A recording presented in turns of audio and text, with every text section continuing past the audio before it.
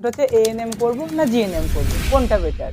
আচ্ছা আমার ওপিনিয়ন যেটা, যে যারা ধরুন সরকারিতে মাইনে কেমন, সরকারি এএনএম এরই মাইনে কেমন, জিএনএম এরই মাইনে কেমন? আর যদি বেসিক পে বলা হয়, বেসিক পে হচ্ছে এনএম এর ক্ষেত্রে 20K মতো আর দেয়। স্টুডেন্টদের মধ্যে সব থেকে যেটা বেশি প্রশ্ন, পড়াশোনা বাংলায় না আচ্ছা, ইংলিশে?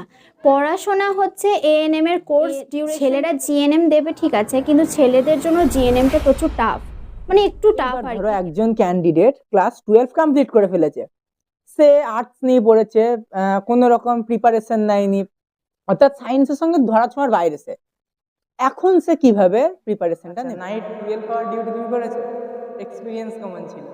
এক্সপিরিয়েন্স হচ্ছে কথাতে। আর আমি পেশেন্ট পার্টির কথাটা বারবার করে বলবো, পেশেন্ট পার্টি কিন্তু অনেকজন অনেক রকম হয়, অনেকজনের মানে ল্যাঙ্গুয়েজও খারাপ থাকে। তোমার সম্পর্কে কিছু বলো। হ্যালো, আমি রিজিয়া খাতুন। আমি 2022 সালের অগ্রদীপ ইউনিয়ন উচ্চ মাধ্যমিক বিদ্যালয় থেকে আর্টস স্ট্রিম থেকে এইচএস দিই, এবং 2022-25-এর একজন GNM candidate, Bardhaman medical college nursing training স্কুলের। আচ্ছা, মানে তোমার এখন জিএনএম কমপ্লিট, হ্যাঁ, আমার জিএনএম রিসেন্ট 2025-এর ডিসেম্বরে কমপ্লিট হয়ে গেছে। এবার সিবিটির জন্য প্রিপারেশন হ্যাঁ, সিবিটির জন্য প্রিপারেশন।